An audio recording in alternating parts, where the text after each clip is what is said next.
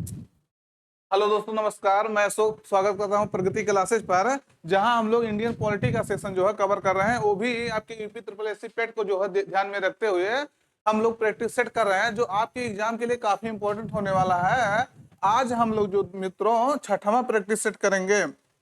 इसके लिए आपके जो पेट एग्जाम है उसके लिए जो है यूपी ट्रिपल एससी पेट का जो एग्जाम होने वाला 6 और 7 सितंबर को, उसको देखते हुए हम लोग जो है छठवां प्रैक्टिस सेट करेंगे, जो आपके एग्जाम के लिए काफी इंपॉर्टेंट होने वाला है। तो दोस्तों जो है सेशन आपका काफी इंपॉर्टेंट होने वाला है। हर क्वेश्चन आपको विस्तार के माध्यम से बताया जाएगा, जो प्रीवियस ईयर में पूछा गया है, जो या आने वाले समय में जो पूछा जा सकता है, उसको हम लोग जो है डिस्कशन करने वाले हैं। तो अपने मित्रों तक शेयर कर दीजिएगा और लास्ट तक देखिएगा, जरूर आपको जो है इंटरेस्ट आएगा। चलिए मित्रों, आ जाइए, जुड़ जाइए सेशन से और अपने मित्रों तक शेयर कर दीजिए फटाफट से। आइए चलिए शुरुआत करते हैं आज के पहले क्वेश्चन के साथ। कह रहा, स्वतंत्रता के बाद भाषा के आधार पर जो है बने भारत के पहले राज्य का नाम बताइए। तो प्यारे दोस्तों, आपको बताना है कि भाषा के आधार पर जो है, किसके आधार पर, लैंग्वेज के आधार पर, आफ्टर इंडिपेंडेंस, यानी भाषा के आधार पर स्वतंत्रता के बाद पहला राज्य ऐसा कौन था जिसका गठन किया गया था। तो बताइए, आंध्र प्रदेश, गोवा, केरल, महाराष्ट्र। तो प्यारे दोस्तों आइए कमेंट करके बताइए, आप लोग जो है बताइए बताइए कमेंट करके। सही उत्तर आपका रहेगा आंध्र प्रदेश जो है 1953 में 1953 में जो है भाषा के आधार पर राज्यों का गठन करने होने वाला पहला राज्य था, जो आपका मद्रास राज्य से जो है अलग हो करके जो है आंध्र प्रदेश के रूप में गठित हुआ था। हालांकि जो वही आंध्र प्रदेश था, वही आंध्र प्रदेश आपका 2014 में जो है दो अलग अलग राज्यों में क्या हो गया, विभाजित हो गया।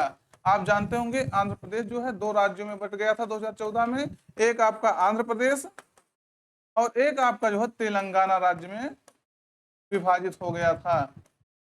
लेकिन भाषा के आधार पर सबसे पहले तेलुगु भाषी लोगों को अलग करके 1953 में मद्रास से जो है 1953 में मद्रास से अलग करके आंध्र प्रदेश राज्य का गठन कर दिया गया था, जिसका राजधानी जो है हैदराबाद बनाया गया था। हालांकि प्रेजेंट जो आंध्र प्रदेश है उसकी राजधानी हैदराबाद नहीं है, उसकी राजधानी अमरावती है। आंध्र हैदराबाद जो है अब तेलंगाना की राजधानी हो गई है। तो ये जानिए दोस्तों, पहले जो हमारे यहाँ कई सारी कमेटी गठित हुई थी, भाषा सॉरी राज्यों के गठन से संबंधित जो है कमेटी बैठी थी। तो जब कमेटी गठित हुआ तो शुरुआत में ये कहा गया कि जो है भाषा के आधार पर राज्यों का गठन ना किया जाए। हालांकि इतना विरोध हुआ कि सरकार को अंत में जाकर के जो है 1953 में आंध्र प्रदेश को भाषा के आधार पर जो है गठन करना पड़ा। क्यों? क्योंकि जो है एक व्यक्ति थे रामल्लू, पट्टू श्री रामल्लू, उन्होंने जो है 56 दिन की भूख हड़ताल की और बाद में इनको जो है इनका डेथ हो गया। इसके कारण से क्रोध और बढ़ गया लोगों में और अंततः सरकार को जाकर के 1953 में भाषा के आधार पर आंध्र प्रदेश का गठन करना पड़ा। ये बात आपको ध्यान रखना है। हालांकि हमारे यहाँ ऐसा नहीं कि एक भाषा एक राज्य का सिद्धांत है, भाषा के आधार पर राज्यों का गठन किया गया है प्यारे दोस्तों, लेकिन ये नहीं है कि एक राज्य एक भाषा का सिद्धांत है। तो जो महत्वपूर्ण जो जैसे जो ज्यादा भाषा बोलने वाले लोग हैं उनके लिए अलग राज्य जो है गठित किया गया है। अगला है, लोकसभा में जो है पूछ रहा है डैश डैश डैश, लोकसभा में पद धारण करने की न्यूनतम आयु है। तो आपको बताना है लोकसभा में जो है पद धारण करने की न्यूनतम आयु क्या है। तो दोस्तों आपको बताइए, आप लोग बताइए इसको जो है 21 वर्ष, 30 वर्ष, 25 वर्ष, 18 वर्ष। तो सही उत्तर आपका रहेगा दोस्तों, लोकसभा में पद धारण करने के लिए आपका उम्र जो है 25 ईयर्स होना चाहिए। कितना होना चाहिए? 25 ईयर्स होना चाहिए। बात आपको ध्यान रखना है, क्यों? क्योंकि इंपॉर्टेंट है आपके लिए। पेन क्या आपका जो है सही है? अगर सही ना हो तो बताइए, पेन चेंज कर लिया जाए। ये पेन जो है आपका शायद और सही चल रहा है। तो आपका जो है 25 वर्ष उम्र है न्यूनतम। पहले ये जानिएगा, आर्टिकल आपके जो है आर्टिकल 79 के आधार पर जो है क्या कहा जाता है, पार्लियामेंट यानी संसद के बारे में जिक्र किया जाता है। किसके आधार पर? 79 में हमारे पार्लियामेंट के बारे में बात किया गया है। आर्टिकल 80 यानी 80 में आपके जो है राज्यसभा के बारे में बात किया गया है। आर्टिकल 81 में जो है आपके लोकसभा के बारे में वर्णन किया गया है। ये बात आपको ध्यान रखना है। और लोकसभा हम जानते होंगे राज्यसभा, हमारे यहाँ पार्लियामेंट जो है वो दो चीजों से मिलकर बनती है, लेकिन इसमें जो है इसका एक महत्वपूर्ण भाग आपका प्रेसिडेंट भी होता है। पार्लियामेंट कितने लोगों से मिलकर बनती है? 3 लोगों से, कह सकते हैं 3 लोगों से नहीं, 3 जो है विभागों से। जैसे एक होता है राज्यसभा, एक होता है लोकसभा, और आपका जो है प्रेसिडेंट होता है। प्रेसिडेंट जो है संसद का अभिन्न अंग होता है। क्यों? क्योंकि अगर प्रेसिडेंट किसी बिल पर सिग्नेचर नहीं करता है तो वो जो है एक्ट नहीं बन पाता है। तो ये सब बातें आपको ध्यान रखना है। हमारे जो है ये आपका जो है बड़ा सदन होता है, उच्च सदन कहा जाता है राज्यसभा को, और लोकसभा को जो है निम्न सदन कहा जाता है। राज्यसभा का सदस्य बनने के लिए आपका उम्र जो है 30 वर्ष होना चाहिए, और इसका जो है सदस्य बनने के लिए आपका उम्र जो है 25 वर्ष होना चाहिए।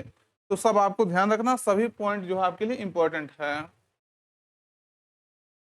अगला है, जब ईस्ट इंडिया कंपनी की स्थापना हुई थी तब उस समय भारत पर निम्नलिखित में से किसका शासन था? दोस्तों ये क्वेश्चन आपका पूछा गया है, लेकिन बहुत आसान क्वेश्चन है। अगर देखेंगे प्यारे दोस्तों तो कह रहा है कि जो है किसका शासन था? गुप्त सम्राट का, शुंग सम्राट का, उसके बाद मुगल सम्राट का, या मौर्य सम्राट का? तो आपको बता दें, जब ईस्ट इंडिया कंपनी गठित किया गया था तो 1600 ईस्वी में जो है महारानी विक्टोरिया द्वारा जो है, सॉरी महारानी एलिजाबेथ द्वारा, हम लोग क्या किए थे, हम लोग नहीं, ब्रिटिश ईस्ट इंडिया कंपनी जो है व्यापार करने के लिए सहमति पत्र जो है प्राप्त की थी 1600 ईस्वी में। तो आप अगर ये बताइए, अगर ये सब इतिहास में आप शासक पढ़े होंगे तो मौर्य सम्राट भी जो है ईसा पूर्व था, गुप्त सम्राट भी जो है ईसवी के आसपास था, ये भी आपका बहुत पहले था। तो आपका केवल बच रहा है कौन? केवल आपका जो है मुगल सम्राट बच रहा है, जिसका शासन था जब ब्रिटिश ईस्ट इंडिया कंपनी का जो है गठन किया गया था। अगला है, हालांकि वो आपका इतिहास का क्वेश्चन ज्यादा रहेगा, हालांकि क्वेश्चन जो है उसमें मिस्टेक से आ गया होगा, लेकिन वो आपका मुख्यतः क्वेश्चन इतिहास का है। अगला कह रहा है, सरकार के जो है निम्नलिखित में से किस अधिनियम के कारण जो है बंबई से सिंध प्रांत का जो है निर्माण हुआ था? तो कौन सा ऐसा अधिनियम था जिसके माध्यम से जो है जो बंबई था उससे अलग होकर के सिंध प्रांत का जो है निर्माण हुआ था? तो भारत स्वतंत्रता अधिनियम 1947, भारत सरकार अधिनियम 1935, क्रिप्स मिशन 1900 जो है जो 42 है, बेबल योजना 1945 है, इसके माध्यम से। देखिए यहाँ सन नहीं लिखा है, लेकिन आप चाहें तो लिख सकते हैं। तो किसके माध्यम से जो है बंबई से सिंध प्रांत का को अलग किया गया था? तो ये आपका जो है हो जाएगा भारत सरकार अधिनियम 1935। ये जो है अभी तक जितने भी अधिनियम आए थे स्वतंत्रता के पहले, सबसे बड़ा अधिनियम था। पहली बात आपको ध्यान रखना है, इसी अधिनियम के माध्यम से जो है बर्मा को जो है, बर्मा मतलब म्यांमार जिसको कहते हैं, म्यांमार को जो है भारत से अलग कर दिया गया था। इतना बड़ा अधिनियम हो गया था, तो भारत के लिए अलग अधिनियम पेश किया गया था और बर्मा के लिए अलग अधिनियम जो है पेश किया गया था। तो ये सब बातें आपको ध्यान रखना। और भारत का जो संविधान बना है उसका 60% हिस्सा जो है इसी अधिनियम से जो है लिया गया है। सब बातें आपको ध्यान रखना, इंपॉर्टेंट है आपके लिए। 1935 का अधिनियम बहुत बार पूछा गया है। अगला कह रहा है, भारत की संघ कार्यकारिणी में जो है निम्नलिखित में से कौन शामिल नहीं है? ये कह रहा है, who among the following is not included in the union executive of India? जो यूनियन एग्जीक्यूटिव होता है उसमें कौन शामिल नहीं होता है? उपराष्ट्रपति, राज्यों के मुख्यमंत्री, प्रधानमंत्री, या राष्ट्रपति? तो चारों में से कौन जो है जो यूनियन एग्जीक्यूटिव है उसमें शामिल नहीं होता है? तो सही उत्तर आपका रहेगा, बताइए, उपराष्ट्रपति, राज्यों के मुख्यमंत्री, प्रधानमंत्री, या राष्ट्रपति? तो अगर आप ध्यान से देखेंगे तो क्वेश्चन बहुत आसान है। आप जो है केंद्र में राष्ट्रपति को, उपराष्ट्रपति का पद है, राष्ट्रपति का पद है, प्रधानमंत्री का भी केंद्र के लिए पद है। यहाँ राज्यों के जो राज्यपाल हैं इनका पद जो है, इनका पद राज्यों के लिए है, राज्यों में ये पद होता है, ना कि ये जो है संघ कार्यकारिणी में होते हैं, ये राज्य कार्यकारिणी के हिस्सा होते हैं। अगर आपके जो है संघ कार्यकारिणी की बात करेंगे तो आर्टिकल 52 से लेकर के 78 तक जो है संघ कार्यकारिणी यानी यूनियन एग्जीक्यूटिव का जो है वर्णन किया गया है, जिसमें आपके president, vice president, prime minister, council of minister यानी मंत्रिपरिषद, और आपके जो है एक होते हैं अटॉर्नी जनरल।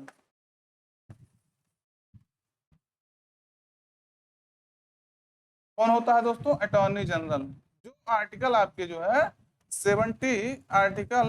76 में जिसका जिक्र किया गया है, ये 78 तक है। और 78 में जो है, आर्टिकल 78 में प्रधानमंत्री का जो है राष्ट्रपति के संबंध में जो है सलाह सॉरी कर्तव्य के बारे में जिक्र किया गया है। तो ये बात आपको ध्यान रखना है। अगला है, भारत में राष्ट्रीय मानवाधिकार आयोग निम्नलिखित में से जो है किस मंत्रालय के अधीन है? तो ये आपको बताना है। जो आपका राष्ट्रीय मानवाधिकार आयोग है यानी नेशनल ह्यूमन राइट कमीशन है, ये किसके अंडर कार्य करता है? किस मिनिस्ट्री के जो है अंदर कार्य करता है? आपके विकल्प में है गृह मंत्रालय, इनमें से कोई नहीं, या वित्त मंत्रालय, या रक्षा मंत्रालय। तो क्वेश्चन आपका एग्जाम में पूछा जा चुका है, ये आपको बताना है किस मंत्रालय के तहत जो है ये कार्य करता है। तो सही उत्तर आपका रहेगा इनमें से कोई नहीं। देखिएगा दोस्तों, जो नेशनल ह्यूमन राइट कमीशन है, ये आपका जो है ह्यूमन राइट कमीशन एक्ट 1993 द्वारा जो है गठित किया गया था। ये एक स्टैट्यूटरी बॉडी है। क्या है? सांविधिक निकाय है, जो संसद में जो है पास करके कानून बनाया गया था। ये संवैधानिक संस्था नहीं है, और यह एक स्वतंत्र जो है संस्था है, जो नेशनल लेवल पर मानवाधिकार के उल्लंघन पर, ह्यूमन राइट्स के उल्लंघन पर जो है कार्य करता है, स्वतंत्र रूप से उसकी जांच पड़ताल करता है। तो ये किसी मंत्रालय के अंतर्गत नहीं कार्य करता है, स्वतंत्र निकाय है। इसमें ये जो है 5 सदस्यीय जो है निकाय है, जिसमें सुप्रीम कोर्ट के जो है, सॉरी सुप्रीम कोर्ट नहीं कहेंगे, कोर्ट का कोई जो आपका न्यायाधीश रह चुका हो या मुख्य न्यायाधीश रह चुका हो, उसको जो है इसका अध्यक्ष बनाया जाता है। और 4 इसके जो है, एक अध्यक्ष होता है, 4 इसके मेंबर होते हैं। तो ये सब बातें भी थोड़ा सा आपको ध्यान रखना है। अगला है, निम्नलिखित में से किसे किसी केंद्र शासित प्रदेश में उच्च न्यायालय स्थापित करने का अधिकार है? यानी किसी केंद्र शासित प्रदेश में जो है उच्च न्यायालय कैसे स्थापित किया जा सकता है? सर्वोच्च न्यायालय द्वारा, या इनमें से किसी द्वारा नहीं, या राष्ट्रपति द्वारा, या संसद द्वारा? तो आप लोग बताइए किसके द्वारा जो है स्थापित किया जा सकता है? क्या आपका यूनियन टेरिटरीज के क्षेत्र में जो है उच्च न्यायालय किसके द्वारा? संसद द्वारा या किसी और द्वारा? तो सही उत्तर आपको लगाना है कौन सा दोस्तों? ये आपका जो है संसद के माध्यम से इसमें जो है क्या किया जा सकता है? संसद जो है क्या कर सकता है? उच्च न्यायालय किसी केंद्र शासित प्रदेश में जो है गठित कर सकता है। तो बातें आपको ध्यान रखना है। देखिएगा, आर्टिकल 214 में जो है 214 में ये कहा गया है कि प्रत्येक राज्य के लिए जो है एक उच्च न्यायालय होगा। किसके लिए? प्रत्येक राज्य के लिए एक उच्च न्यायालय होगा। लेकिन 7वां कॉन्स्टिट्यूशन अमेंडमेंट एक्ट 1956 द्वारा दोस्तों ये कहा गया कि कोई जरूरी नहीं है कि प्रत्येक राज्य के लिए एक अलग न्यायालय हो। अगर सरकार चाह रही, सॉरी संसद चाह रही है, तो संसद किसी केंद्र शासित प्रदेश के जो है क्षेत्र में किसी राज्य का जो उच्च न्यायालय है उसके क्षेत्राधिकार को जो है रख सकते हैं। यानी आप समझे बात, उसके क्षेत्राधिकार को घटा भी सकते हैं, बढ़ा भी सकते हैं। किसी राज्य का जो हाई कोर्ट है उसके अंतर्गत किसी यूनियन टेरिटरीज के जो है क्षेत्राधिकार को भी रखा जा सकता है। तो ये किसके पास अधिकार है? संसद के पास ये अधिकार है। 1956 में जो है जो ये 7वां संविधान संशोधन हुआ था उसके तहत ये हुआ था। तो ये बातें आपको याद रखना है। ये आर्टिकल जो है 231(1) में ये वर्णन किया गया है कि किसी भी जो यूनियन टेरिटरीज है उसके क्षेत्राधिकार में किसी हाई कोर्ट के जो है अंतर्गत इसको रखा जा सकता है। अगला है, निम्नलिखित में से कौन सा अनुच्छेद भारतीय संविधान में सर्वोच्च न्यायालय की स्थापना और गठन के बारे में है? तो कौन सा आर्टिकल जो है जो सुप्रीम कोर्ट के स्टेब्लिश के लिए और उसके गठन के लिए जो है स्थापना और गठन के बारे में बताता है? 120, 24, 122, 118। तो दोस्तों अगर इसको देखेंगे तो आपका सही उत्तर रहेगा कौन सा? 124 के तहत जो है सुप्रीम कोर्ट के बारे में जिक्र किया गया है, आर्टिकल 124 में। आप जानते होंगे सुप्रीम कोर्ट के बारे में जो है पार्ट 5 में जिक्र किया गया है। किसमें? पार्ट 5 में। पहला क्वेश्चन आपका ये याद रखना है। सुप्रीम कोर्ट के बारे में जो आर्टिकल है वो 124 से लेकर के 147 तक है। ये बात भी ध्यान रखना, क्योंकि पूछा जाता है डायरेक्ट कि सुप्रीम कोर्ट का वर्णन जो है किस आर्टिकल से लेकर के किस आर्टिकल तक है, तो ये बात भी आपको ध्यान रखना है। अगला है, इसके डैश डैश डैश पूछ रहा है के पास मौलिक अधिकारों को लागू करने की शक्ति है। तो किसके पास जो है मौलिक अधिकार, जो हमारे फंडामेंटल राइट्स होते हैं, उसको इम्प्लीमेंट करने का जो है पावर दिया गया है। सर्वोच्च न्यायालय या और उच्च न्यायालय दोनों को, या कोई इसमें से कोई नहीं, या राष्ट्रपति को या संसद सदस्यों को। तो जो फंडामेंटल राइट्स है उसको कौन इम्प्लीमेंट कर सकता है, ये आपको बताना है। तो ऐसे सही उत्तर आपका कौन सा रहेगा? ये पावर जो है सर्वोच्च न्यायालय और उच्च न्यायालय दोनों को दिया जाता है। प्यारे दोस्तों, इसको आपको ध्यान रखना है। जो हमारा फंडामेंटल राइट्स है, ये आपके 12 से 36 तक जो है आर्टिकल्स में, इसका आर्टिकल 12 से 36 में इसका जिक्र किया गया है। प्रेजेंट टाइम में 6 हमारे पास फंडामेंटल राइट्स हैं। तो ये 12 से 35 जो आर्टिकल्स है फंडामेंटल राइट्स से संबंधित, इसको जो है लागू करने का अधिकार सर्वोच्च न्यायालय और उच्च न्यायालय दोनों को है। कैसे है? आर्टिकल 32 में जो है ये पावर सुप्रीम कोर्ट को दिया गया है कि वो अगर मूल अधिकारों का हनन हो रहा तो 5 प्रकार से रिट वो जारी कर सकते हैं। और यही अधिकार आपका 226 आर्टिकल्स के तहत जो है, आर्टिकल 226 के तहत हाई कोर्ट को दिया गया है। किसको दिया गया है? हाई कोर्ट को दिया गया है। और ये जो है 32 के तहत सुप्रीम कोर्ट को दिया गया है कि सुप्रीम कोर्ट और हाई कोर्ट अगर मूल अधिकारों का हनन हो रहा है तो वो रिट के माध्यम से जो है उस पर कार्रवाई कर सकते हैं।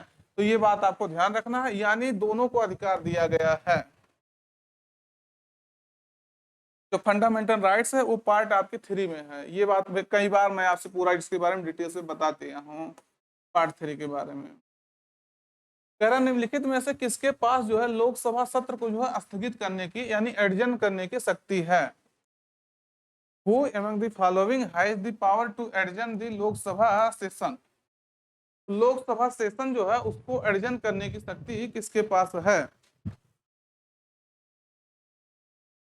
विकल्प आपके सामने है, बताइए। राज्यसभा अध्यक्ष, लोकसभा अध्यक्ष, भारत के राष्ट्रपति या प्रधानमंत्री। तो किसके पास जो है लोकसभा सत्र को स्थगित करने की शक्ति है?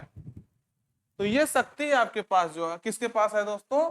ये शक्ति आपका भारत के जो राष्ट्रपति हैं यानी प्रेसिडेंट ऑफ इंडिया, उनके पास ये पावर दिया गया है कि वो लोकसभा को जो है एडजर्न कर सकते हैं। देखिएगा, हमारा जो राज्यसभा होता है वो अस्थायी सदन होता है, वो कभी स्थगित नहीं होता है, बल्कि हमारा जो लोकसभा होता है वो स्थगित हो सकता है।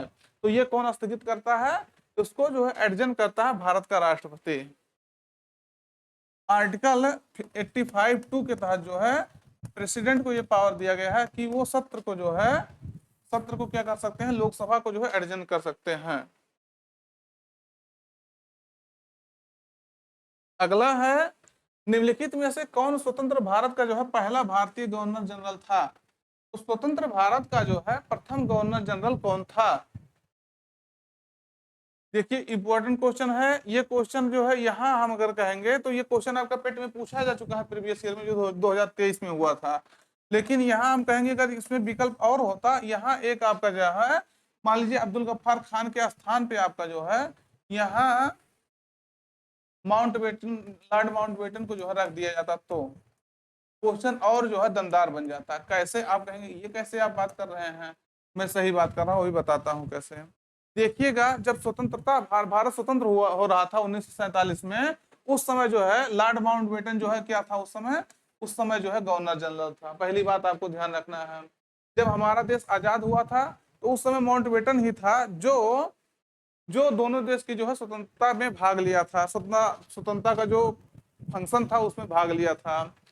तो कौन था? माउंटबेटन। यही जब ये माउंटबेटन योजना आया था 1947 में, तो 3 जून योजना कहा जाता है इसी को माउंटबेटन योजना भी कहा जाता है। क्यों? क्योंकि दोनों देशों के लिए अलग है ये प्रस्ताव जो है स्वीकार कर लिया था कि चलिए ठीक है, अगर मुस्लिम लीग नहीं मान रहा पाकिस्तान का जो है उस पर कि पाकिस्तान और भारत एक रहे, तो चलिए दोनों देशों को अलग अलग बांट दिया जाता है।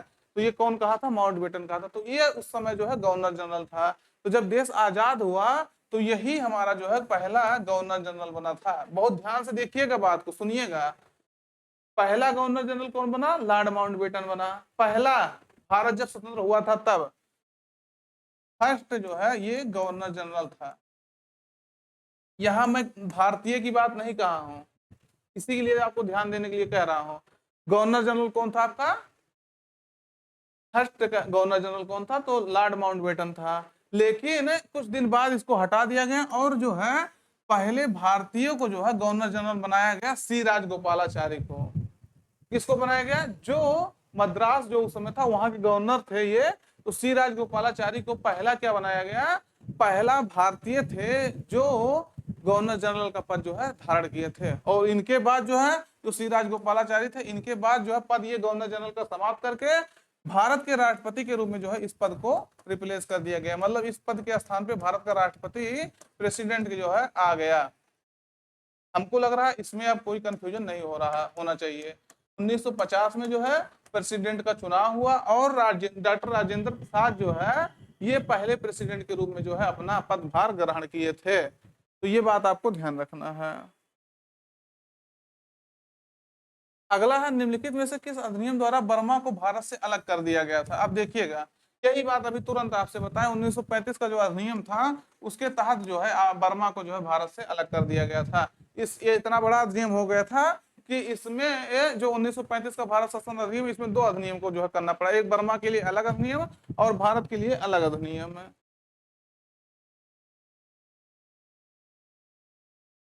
अगला है योजना डैश डैश डैश पूछ रहा है, योजना आयोग के अंतिम उपाध्यक्ष थे। तो ये आपको चार विकल्प है आपके सामने, इसको बताना है। पहले ये जान लीजिएगा कि योजना आयोग जो है अभी प्रेजेंट टाइम में एक्टिव नहीं है। योजना आयोग को खत्म करके इसके स्थान पर जो है नीति आयोग का गठन हो चुका है। किसका गठन हो चुका है? National institution for transforming India, यानी नीति आयोग का जो है गठन हो चुका है। कब गठन हो चुका है दोस्तों? 1 जनवरी 2015 को प्यारे दोस्तों प्रधानमंत्री के कैबिनेट द्वारा जो है एक प्रस्ताव ला करके इसका जो है गठन कर दिया गया है। ये सरकार का एक थिंक टैंक है। क्या है?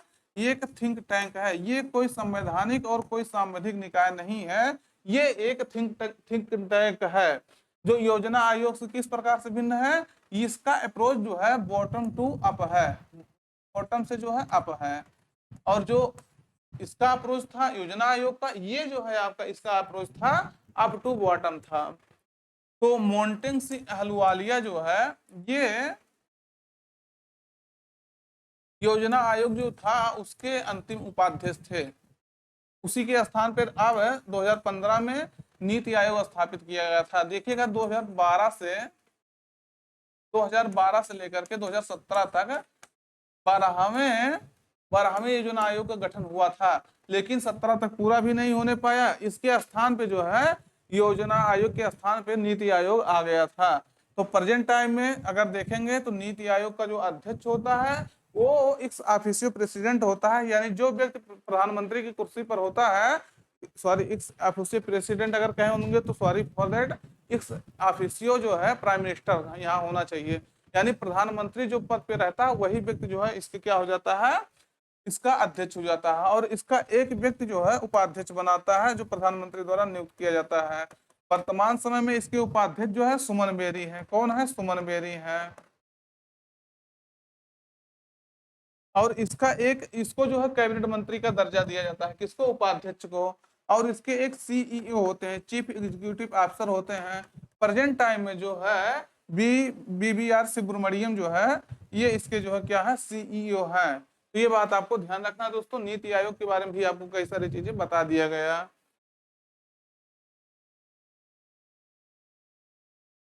अगला है, निम्नलिखित में से कौन सा अनुच्छेद अल्पसंख्यकों के हितों का जो है संरक्षण के लिए है? यानी which of the following articles is for protection of interest of minorities? कौन सा आर्टिकल्स है जो माइनॉरिटीज के जो है अधिकारों की रक्षा के लिए है? तो ये आपका 30, 29, 26 या 27। अगर इसको सही देखेंगे तो ये आपका आर्टिकल 29 है। कौन सा है? 29 है। आर्टिकल 29 और 30 में जो है शिक्षा और संस्कृति संबंधी अधिकार दिया गया है। जो हमारे 6 मूल अधिकार हैं उसमें से एक आपका 29 और 30 में शिक्षा और संस्कृति का अधिकार है, जिसमें 29 में जो है अल्पसंख्यकों के हितों के संरक्षण के लिए बात कहा गया है। तो बातें आपको क्लियर होना चाहिए, स्पष्ट होना चाहिए। बहुत बार क्वेश्चन आपका पूछा जा चुका है। 42वें संशोधन के माध्यम से जो है संविधान में कौन सा नया डीपीएसपी यानी राज्य के नीति निषेध सिद्धांत जो है जोड़ा गया था? तो कौन सा जो है 42वें संविधान संशोधन द्वारा जोड़ा गया था? मादक पेय और ड्रग्स खपत को जो प्रतिबंधित करना, आय स्थिति सुविधाओं और अवसरों में जो है असमानताओं को कम करने की राज्य की आवश्यकता, या राष्ट्रों के बीच जो है अंतर्राष्ट्रीय शांति और सुरक्षा को जो है बढ़ावा देना। तो कौन सा आपका राज्य के नीति तत्व है जो 42वें संविधान संशोधन द्वारा जोड़ा गया था? तो 42वां संविधान संशोधन बहुत बड़ा संविधान संशोधन था जो 1976 में जो है आया था। इसे जो है मिनी कॉन्स्टिट्यूशन भी कहा जाता है। क्यों? क्योंकि बहुत बड़ा संविधान में बहुत ज्यादा संशोधन इसी द्वारा किया गया था।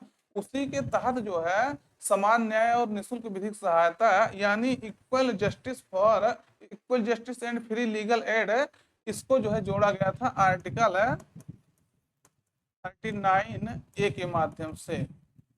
बात एकदम क्लियर होना चाहिए। निःशुल्क, जिससे क्या हो, समान न्याय और निःशुल्क विधिक सहायता मिल सके, उसके तहत इसको जोड़ा गया था। जो बाद में इसी के तहत जो है नालसा का भी स्थापना हुआ था, नेशनल लीगल सर्विस अथॉरिटी, जो आपको फ्री में न्याय प्रदान करने के लिए कार्य करता है। तो बातें आपको याद रखनी है सब।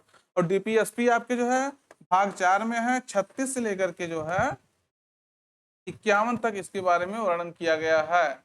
ये बात आपको ध्यान रखना है। अगला है निम्नलिखित में से कौन से मौलिक कर्तव्य हैं? तो कौन जो है इसमें मौलिक कर्तव्य है आपका? भारत की संप्रभुता, अखंडता और एकता की रक्षा करना, सार्वजनिक संपत्ति की सुरक्षा करना, वैज्ञानिक दृष्टिकोण यानी साइंटिफिक टेम्परामेंट को जो है विकसित करना, यानी मानवतावाद, साइंटिफिक टेम्परामेंट और मानवतावाद जो है विकसित करना, ह्यूमैनिटिज्म विकसित करना, ये सभी। कौन इसमें जो है आपका फंडामेंटल ड्यूटीज है?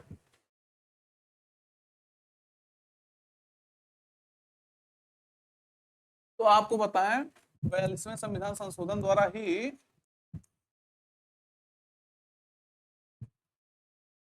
फंडामेंटल ड्यूटीज को जो है जोड़ा गया था। स्वर्ण सिंह समिति के जो है सुझाव पर जोड़ा गया था। पहले 10 थे फंडामेंटल ड्यूटीज, बाद में 86वें संविधान संशोधन द्वारा जो है 2002 द्वारा इसमें 11वां फंडामेंटल ड्यूटी जोड़ा गया, जिसमें कहा गया कि 6 से 14 वर्ष के बच्चों को जो है हर माता पिता का ये कर्तव्य होगा कि उनको पढ़ने का अवसर प्रदान करें। तो ये जो है जोड़ा गया था। इसमें जो है अगर देखेंगे तो ये सभी जो है आपके फंडामेंटल ड्यूटीज हैं। प्रेजेंट टाइम में हमारे पास 11 फंडामेंटल ड्यूटीज हैं। अगला है अनुच्छेद 245 के अनुसार जो है संसद का कार्य क्या है? सरकार की आलोचना करना, कर एकत्र करना, शासन करना, कानून बनाना। तो अगर देखेंगे 245 के तहत, आर्टिकल 245 के तहत जो है संसद का कार्य है कानून को जो है बनाना, यानी मेकिंग लॉ। ये कैसे कैसे क्या बनेगा उसके तहत जो है 245 के तहत संसद का ये कर्तव्य है। अगला है सरकारीय आयोग निम्नलिखित में से किससे संबंधित है? तो आपको बताना है सरकारीय आयोग जो है 1990 के आसपास ये गठित हुआ था। ये जो है किससे संबंधित है? चुनाव सुधारों से, बैंकिंग और वित्तीय क्षेत्र से, केंद्र और राज्य संबंध से, केंद्र में जो है भारत में प्रेस की स्वतंत्रता से। तो बताइए, अगर देखेंगे तो ये आपका सेंटर और स्टेट रिलेशन से संबंधित है। किससे है? केंद्र और राज्य में जो है संबंध कैसे और बेटर हो सकते हैं उसके लिए ये जो है कमेटी बैठाई गई थी। ये सुप्रीम कोर्ट के ये जो है ये सरकारिया जो थे ये सुप्रीम कोर्ट के जज रह चुके थे। इनके अध्यक्षता में जो है समिति गठित हुआ था, जिससे केंद्र और राज्य के बीच में संबंध और जो है कैसे मधुर बनाया जा सकता है, कैसे अच्छा बनाया जा सकता है, उसके लिए सुझाव देना था। इसमें इन्होंने कहा था कि जो है जो राज्यपाल होते हैं उनकी नियुक्ति न्यूट्रल रूप से होनी चाहिए, और जो आपका राष्ट्रपति शासन प्रेसिडेंट रूल लगता है वो भी बहुत ना के बराबर लगना चाहिए, कभी कभी लगना चाहिए। इसके बारे में ये सुझाव दिए थे। तो दोस्तों आज का जो आपका सेशन था यहीं पर एंड होता है। अब हम लोग जो है जल्दी ही एक आपका पूरा सेशन, दो सेशन शायद आपको मैं हम दो सेशन शायद मैं आपको मैराथन के माध्यम से लाने वाला हूं, जिसमें पूरा पॉलिटी आपका कवर होने वाला है। पूरा पॉलिटी का जितने भी महत्वपूर्ण क्वेश्चन है सब आपके जो है कवर हो जाएंगे दोस्तों। तो आज जो है यहीं तक रखते हैं, फिर हम लोग नए सेशन में मिलेंगे। अभी आपका जो है वो शायद मैराथन जो होगा वो 30 के आसपास होगा। तो आपका मैराथन पूरा पॉलिटी का एक रहेगा और आपके एक 3 तारीख के आसपास जो एक मैराथन आपको ले लिया जाएगा, जिससे आपका पूरा कवर हो जाए। दोस्तों जो है आप सेशन अपने मित्रों तक शेयर करिएगा, जिससे ज्यादा से ज्यादा लोग इसको लाभ ले सकें। और ये बता रहे हैं आपसे, अगर इसको सॉल्व कर लेंगे तो आपसे 8 से 10 क्वेश्चन जो है कहीं जाने वाला नहीं है, ये जान लीजिएगा। Thank you.